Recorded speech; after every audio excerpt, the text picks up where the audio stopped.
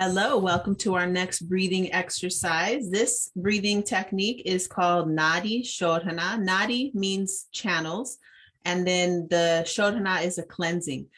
Another name for this is Analoma Viloma, which is alternate nostril breathing. Before we get started, I just want to remember a few pieces. One is that there is an upper Kundalini and a lower Kundalini. And you might call it Shiva and Shakti, but really it's two energy places, two places where Kunda is a coil, and this is like a spring-like movement that's constantly happening in our body. So just to, maybe I didn't talk about this before, but you don't have to awaken Kundalini. Actually, Kundalini awakens you. So there's a misunderstanding about Kundalini as being a serpent that's basically lying in the base of your spine, but actually it's the constant coiling. And as we're practicing these breath exercises, you can feel that as you inhale, you hold your breath, and then there's this spontaneous movement that wants to happen, which is an exhalation. And like that, Kundalini is constantly coiling, contracting. So this is the contraction of the coil automatically leads to the coil bursting out. So it's this constant movement that happens as many times as you breathe in a day. And my Tantra yoga teacher says that as many times as you breathe in a day is as many opportunities for awakening, for a Kundalini to awaken you. To awakening to what? Awakening to your source self, awakening to the realization that you yourself are already enlightened, that you yourself in your current state already is the full potential of everything you will ever be. You'll, how does he say, like, as beautiful as you are now, that's as beautiful as you'll be. As enlightened as you are now, that's as enlightened as you'll be. And that is enough.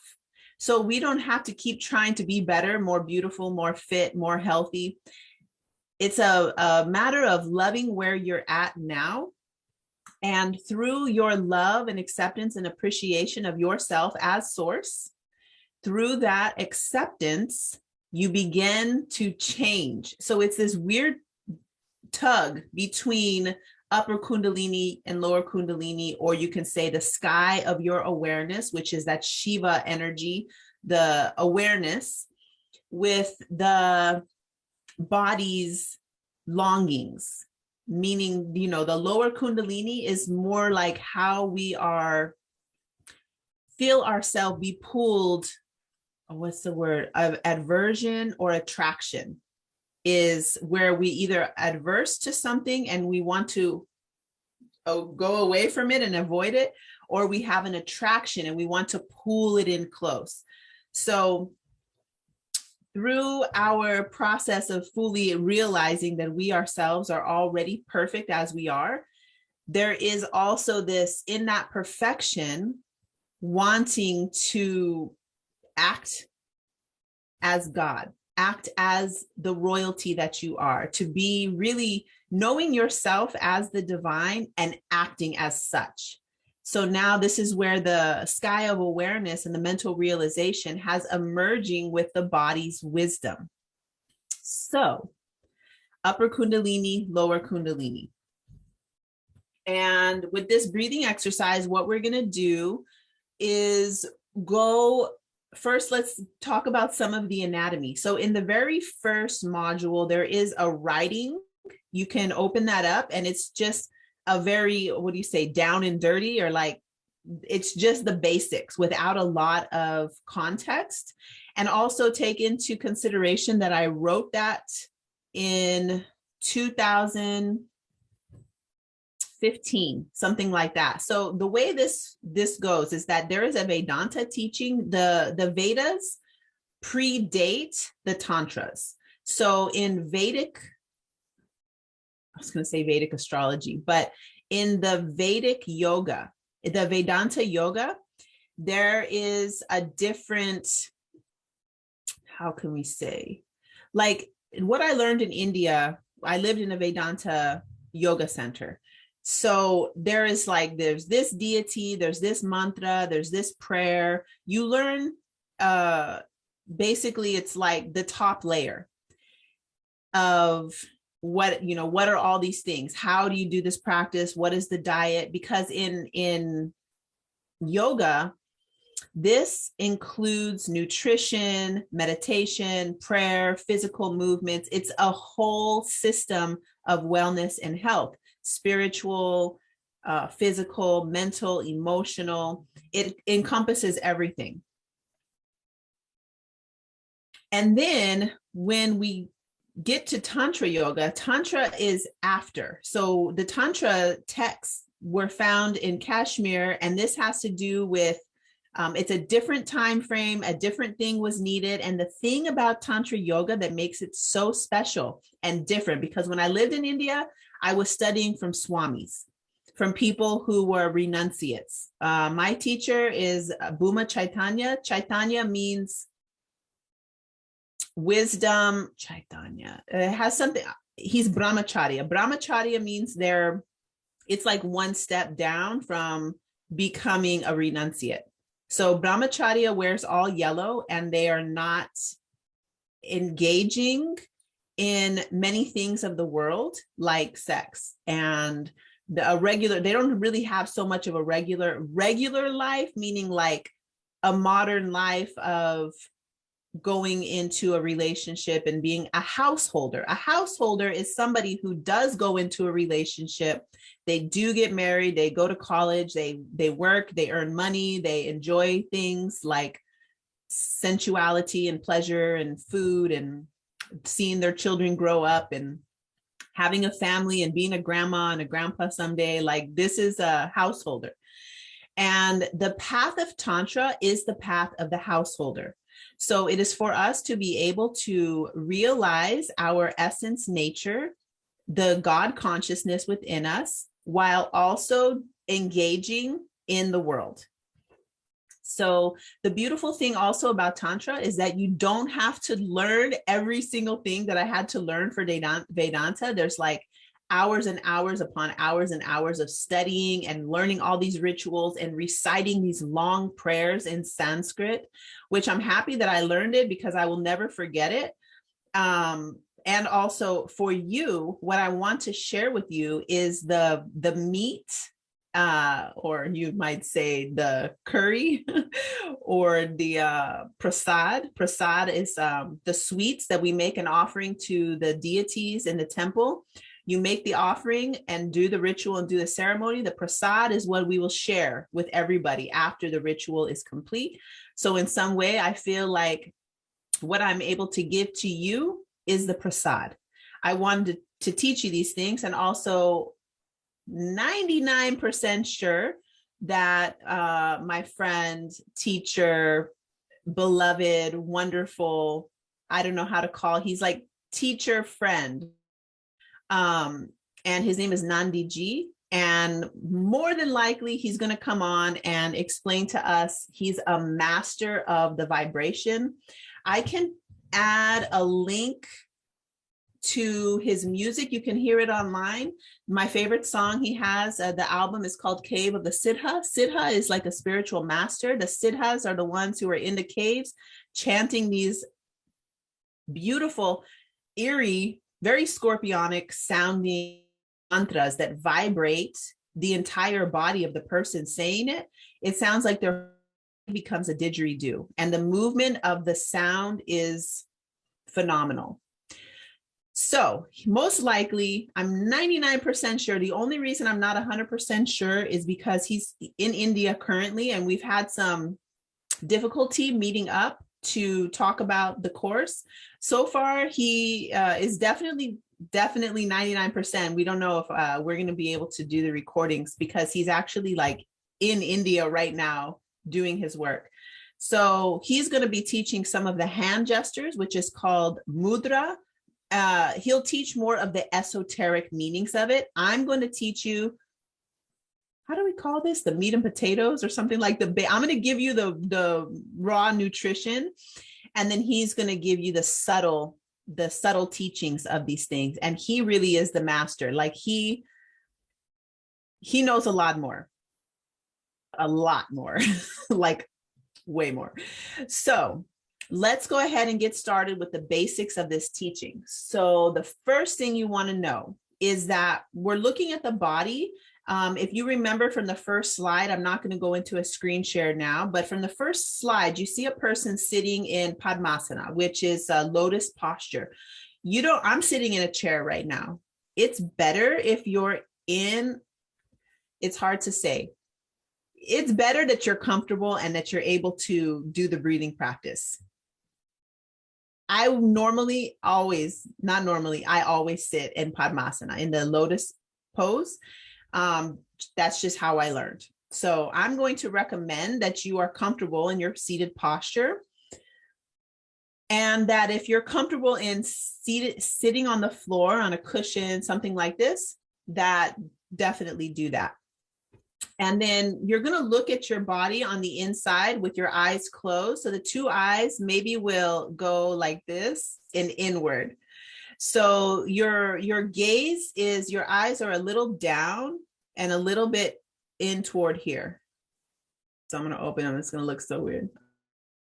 So they're eyes pointing down and then they slightly come inward.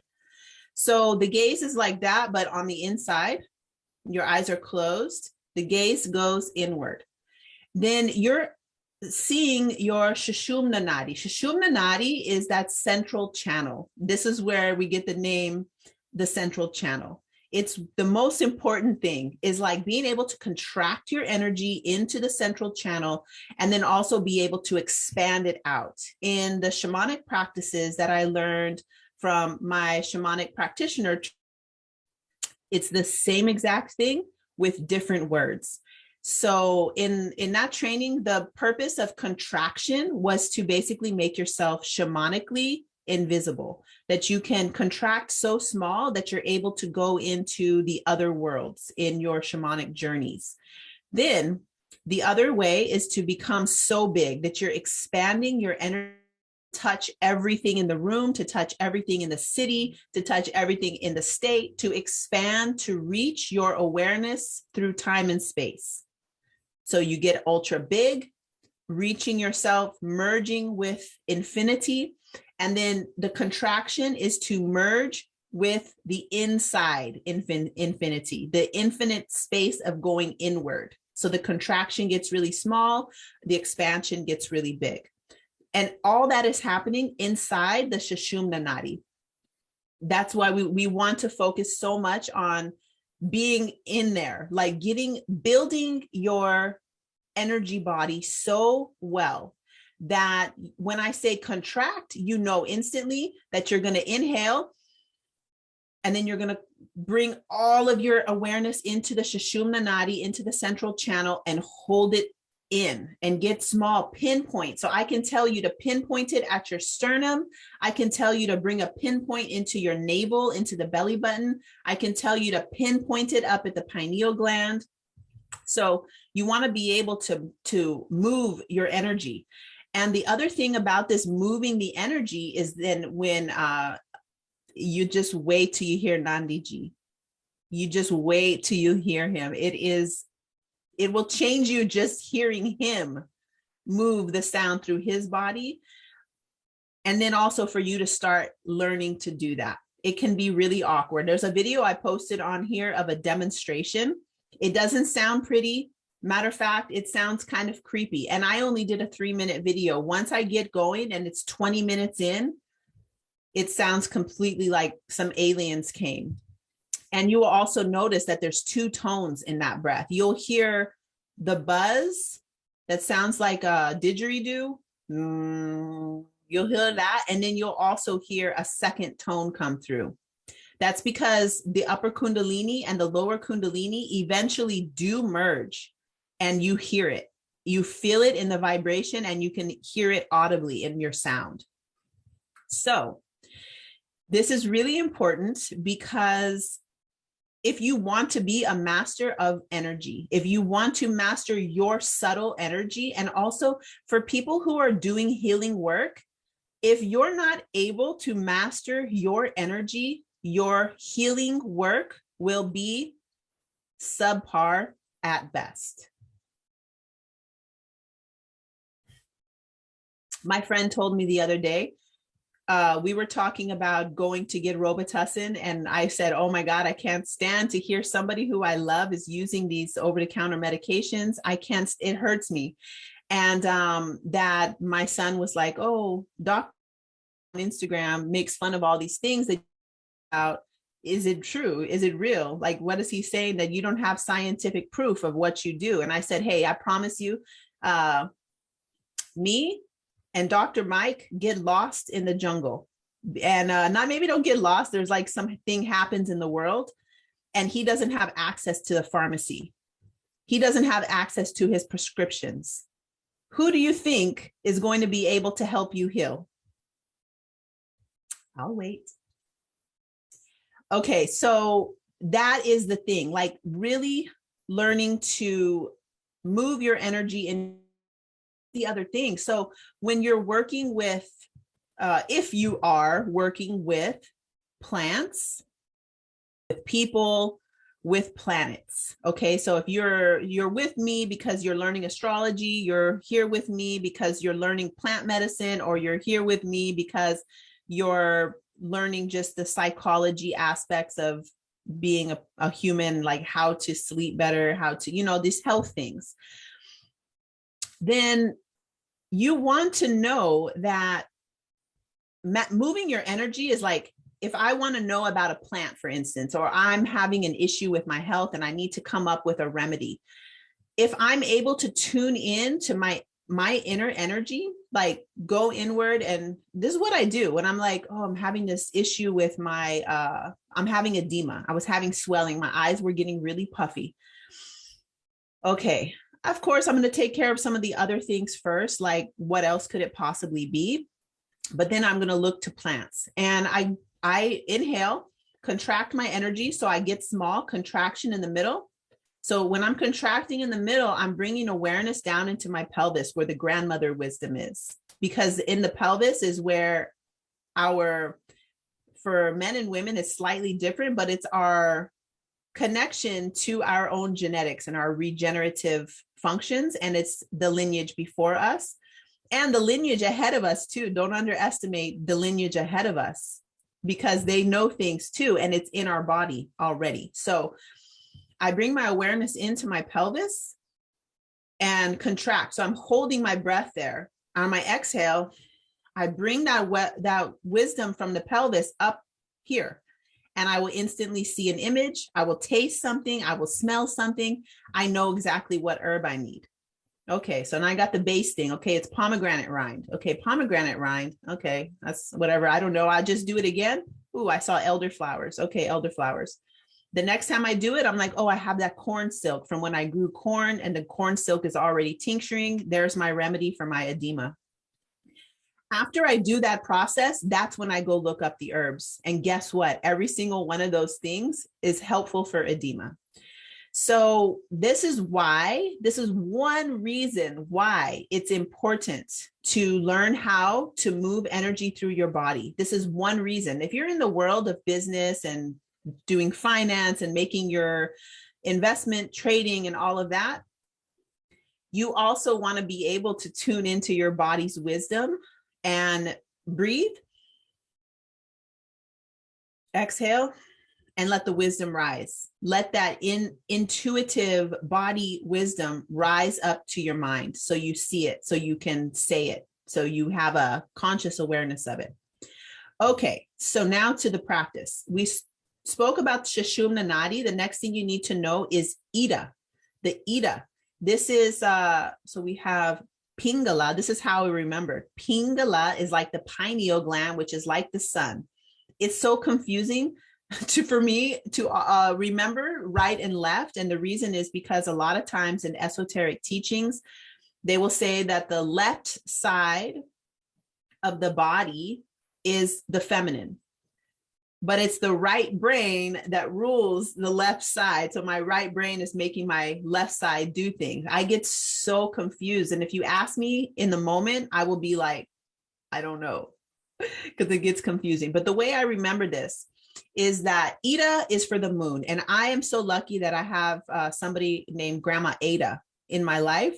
And Ada sounds like Ida. So for me, I'll remember that the moon is the left side and the nadi is called Ida. And then we go to Pingala nadi, which is on the right side of the body, which is like P, I think of pineal gland. And I know that the pineal gland relates with the sun.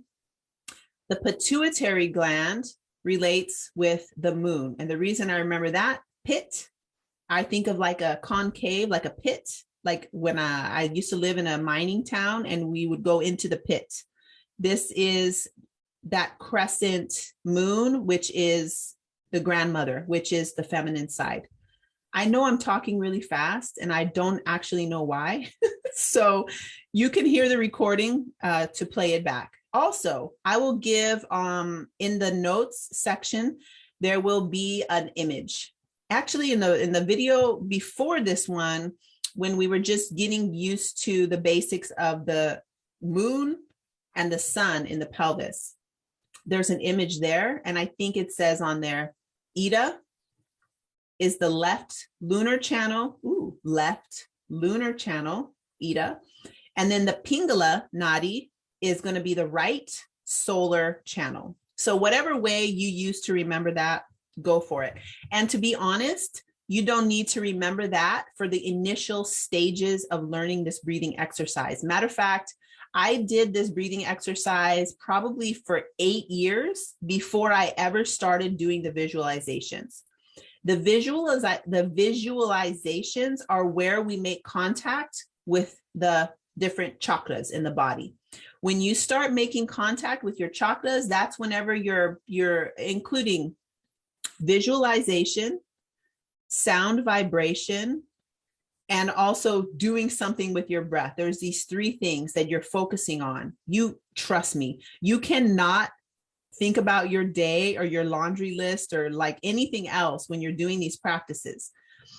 For this initial stage that we're going to go do right now, you don't really need to focus so much on the right and left sides.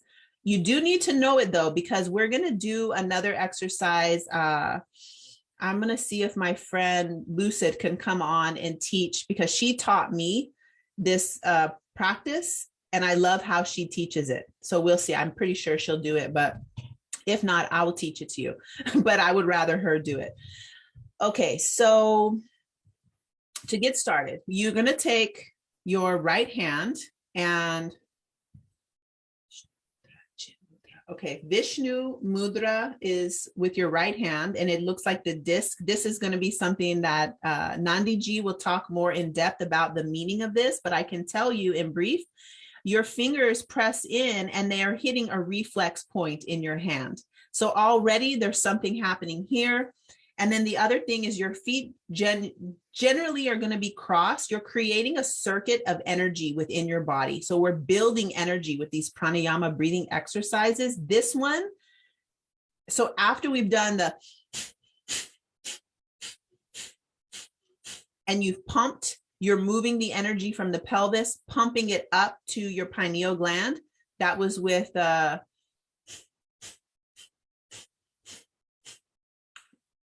not believe Kapalabhati breathing. I was like thinking Kumbhaka, but the Kumbhaka, anyway, Kapalabhati breathing, shining skull. With this exercise, we pump and we move energy up. So now with this breathing exercise, we're circulating that energy. We're really building a lot of energy within the body, and especially through the channels, the nadis in the body. So this is a really healing practice, and you want to do this before you start moving the vibrations or doing the Uchara practice. Uchara means raising Om. So, okay, here we have Vishnu Mudra. On this hand, it's called Chin Mudra. And again, let's let Nandi Ji tell you all the specifics of these meanings. You'll see this one all the time in the yoga world, in the yoga studios. I think they get it from a picture, because actually there's a lot more meaning to this. The way you're going to hold your hand, it allows the energy to come. If you've ever seen the torus, it's called the torus field.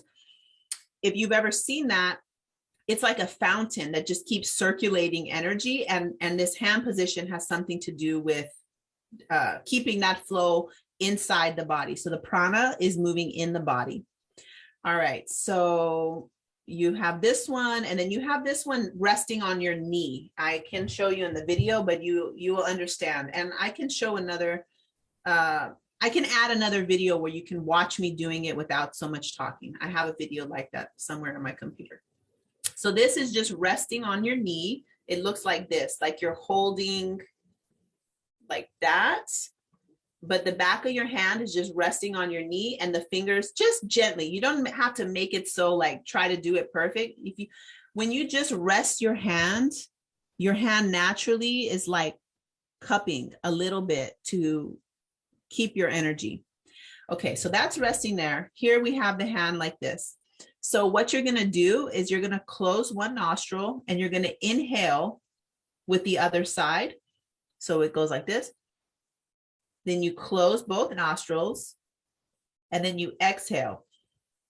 You may see people, this is what I would always see in the ashram, people with, how did they do? They were like, somehow they would be touching their third eye. I think like this.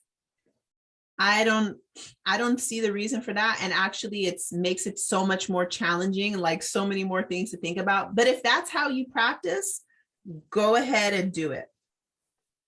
It's awkward for me. I'd never do it. I don't do that. I didn't learn that way. So now I'll just do one round as, so I'm going to inhale. I'm going to close. I'm going to lift and exhale. I'm going to breathe in, close, lift up, exhale. And then I inhale, close, lift up, exhale, inhale. So you see how it goes. When you close one, you're inhaling, then you're closing both, you're exhaling, and then you're inhaling again. So alternate nostril breathing. The thing that's going to make this unique for you is your counts. So normally when we start, we just do what I just did, which is inhale, close, exhale, inhale, close, exhale, inhale. And you're just doing that to get used to the feeling of breathing through different nostrils. And what you will find is that one is stuffy. If you do it in the morning, maybe this side will be stuffy. You do an evening practice, this side will be stuffy. So you'll start to notice when the right and the left channels become more blocked and when they're more open. But I also added a video showing you how to do neti pot. It's called Jala Neti, when you put the water in your nose and clean that out with salt water. That's going to help a lot. And actually cleaning the nose helps your intuition. So you're able to also clean your pineal gland. This is a similar thing with the snuff. I don't remember what it's called right now, where they'll inhale this powder into your nose and it like activates your third eye, or I call it your first eye. I can't remember what that's called. Hape. Okay, so cleaning this out is for more things than just your sinuses and being able to breathe.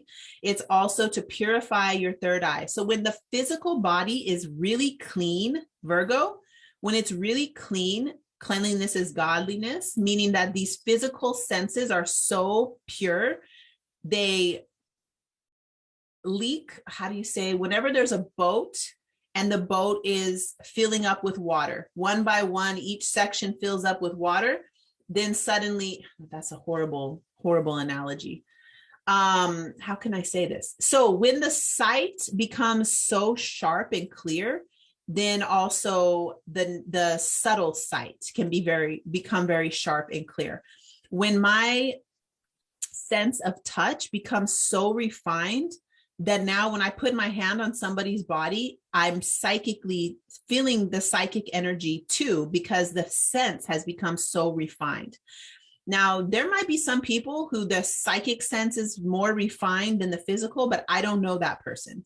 People who I know, we refine the physical senses first, and that spills over. That's where I was getting with that ship filling up with water, but then all of a sudden I realized I'm making the ship sink, but that's not what I mean. Once it fills up, that sense is filled up. Now the subtle sense is also becoming, now you're working on the subtle energy. Okay, so that's why we want to clean with a neti pot. Okay, now with the count. The count is typically done, I'm going to inhale 4, Om 1, Om 2, Om 3, Om 4. I'm going to retain the breath for a count of 16. Om 1, Om 2, Om 3, Om 4. I say the Om in between because that's how I learned in the ashram. It's like 1 Mississippi, 2 Mississippi, but we say Om 1, Om 2, Om 3. And then, so the count of hold is 16. And then you're going to lift this up and you're going to exhale to the count of 8. So do you see the equation? You're inhaling 4, holding 16, exhaling 8. So this is actually beginner, but you can go down one more mathematical level. Whatever those numbers are. This is a simple math, but I'm not going to do it for you. So if it's hard to do, you're going to find, almost everybody finds it challenging to start off with inhaling to 4, holding for 16, exhaling 8. It sounds easy, but I promise you it's challenging. So maybe you just start off with that, and that's what the textbook is. That's how we learned in the ashram. That's how we taught people. We went from no retention, just doing what I did. Inhale, retain, exhale. Inhale, retain, exhale. Inhale, retain. You start doing that, and then this is all still day 1. Now we're going to do the practice. So let's go ahead and get set up, and I'll do one round of the practice. So I'm going to move my legs into Padma with this speaker next to me. Okay, there we go. So you're sitting cross-legged. You've got right hand in Vishnu Mudra, left hand in Chin Mudra. This left hand is resting on the left knee. And here we are. So first thing, now you do this after you do Kapalabhati breathing. So in the demo video where I showed you Uchada practice, I did very quickly a few rounds of pumping and maybe 1 or 2 rounds of this Nadi Shodhana, cleansing the nadis. And then I did maybe like 3 rounds of Uchada practice, raising Om. So at this point, you would have already done Kapalabhati breathing. At the end, I think we'll go through a 30-minute practice, and I'll make a video of a 30-minute practice, and you can hear the sounds, and hopefully Nandi Ji will be with me. That'll be really fun because that will be really fun for me because we actually have never done this before. We've never sat together for 30 minutes doing pranayama. So that'll be fun. All right, so here we are. And what you're going to do is take a deep breath in. Remember, the shoulders stay relaxed. As you inhale, this cool lunar inhalation fills your body, F-I-L-L, fills your body. So you're drinking that lunar breath in. Diaphragm pushes down, making contact with the pelvis. That's a big, deep breath in. Exhale. The solar energy rises up. One more deep breath in. Exhale. Now you're going to take this Vishnu Mudra. You're going to cover your right nostril, you're going to inhale Om 1, Om 2, Om 3, Om 4. Retain the breath. I'll keep the count for you.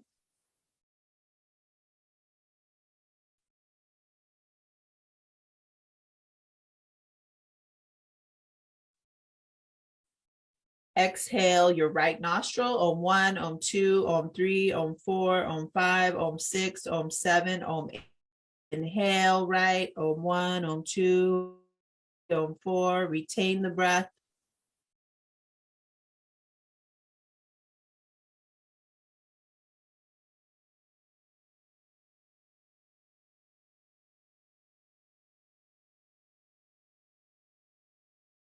Exhale left, Om 1, Om 2, Om 3, Om 4, Om 5, Om 6, Om 7, Om 8. Inhale, Om 1, Om 2, Om 3, Om 4. Retain the breath.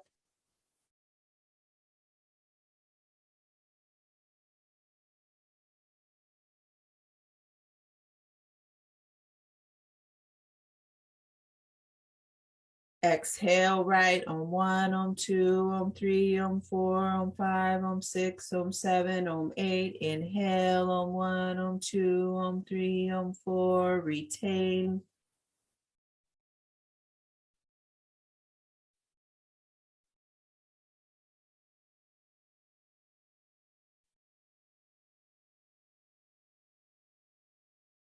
Exhale left, Om 1, Om 2, Om 3, Om 4, Om 5, Om 6, Om 7, Om 8. Inhale, 1, Om 2, Om 3, Om 4. Gonna retain. Make sure the shoulders are relaxed. Facial muscles are relaxed. This right shoulder, which is holding your nose, make sure that shoulder is relaxed and comfortable. Exhale right, Om 1, Om 2, Om 3, Om 4, Om 5, Om 6, Om 7, Om 8. Inhale, Om 1, Om 2, Om 3, Om 4. Retain the breath. This will be our last retention.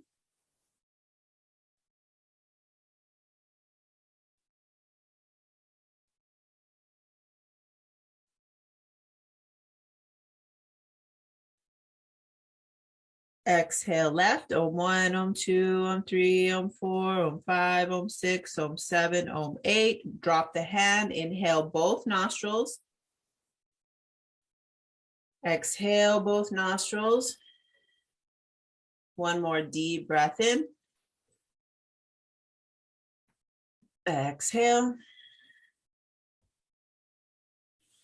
Okay, take notice of how you feel. I feel much calmer and I didn't even do the breath retentions or anything. I feel so good. So just take a notice of how you feel. And then there was a couple of things I wanted to mention. So when you have your eyes closed and you're doing this practice, you're doing that same thing where the two eyes are focused inward. They can go inward and go down toward the body, toward the heart and the chest, this area, or they can go up. So you can pick. I always pick to go down, but people who are more like intellectually driven will often like to cross and go up toward here.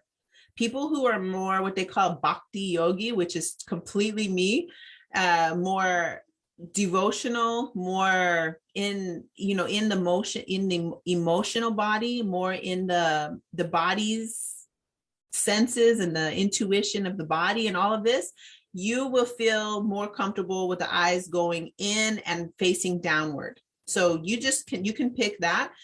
Also, this thing with the shoulder. So in the yoga text, you'll see a lot of times Shiva with his, how do you call this, that little pitchfork thing, I can't remember what it's called, but you'll see him resting his hand, his elbow on that to hold his hand up for doing the pranayama.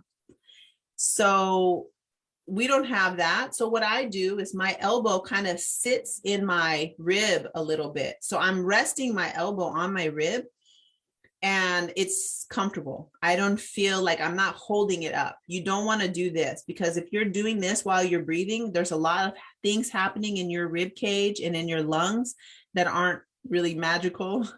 It's not really awesome. It doesn't really feel that good. So you want that to relax. The other thing is during the breath retention, now the eyes together, focusing either up or down, but pick a place and just hold it there.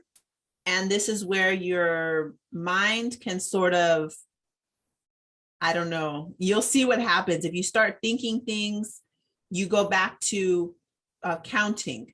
And this videos, I will be counting for you, but when you're practicing on your own, you have to count for yourself. And the counting for me helps me to stay in the present. And you can't wander your mind anywhere. Even when I'm teaching this practice, I can't wander anywhere because then I will say the wrong nostril to inhale or exhale. So I have to really hold my awareness on what it is I'm doing. So that's part of the magic of the practice because it gets you completely present. So once you've been doing this, just how I taught you right now, with no extra bells and whistles, just this piece, you're going to feel amazing. Even if you just do a 10-minute Kapalabhati, maybe you do 5 minutes of Kapalabhati, 5 minutes of this alternate nostril breathing, you get up and do your day, you're going to feel amazing with just that. That we haven't even gotten into the sound vibrations. We haven't done one Surya Namaskar, sun salutation from the original way. That's like not sun A, sun B, like it's not the yoga, hot yoga studio version of the Surya Namaskar. You will feel so good. So I think this is good. We can let this be a stopping point. We did the alternate nostril breathing.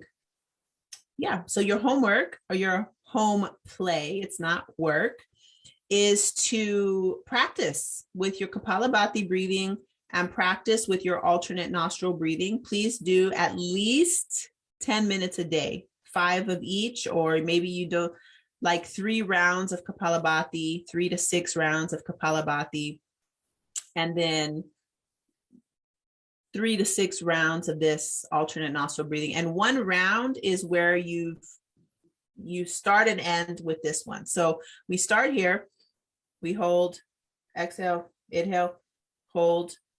That's 1 round. This is going to be the second round. Inhale, hold, exhale, inhale, hold. That's 2 rounds. So yeah, it's going to take a while. If you commit to doing 6 rounds of each, that's perfect. And then we'll move on into the next thing we're going to do. There's another cleansing thing I would like to teach you. And that's where I'm going to ask my friend Lucid to come in and teach that for you. That's another cleansing thing that will make the Uchara practice easier. So with that, I will close.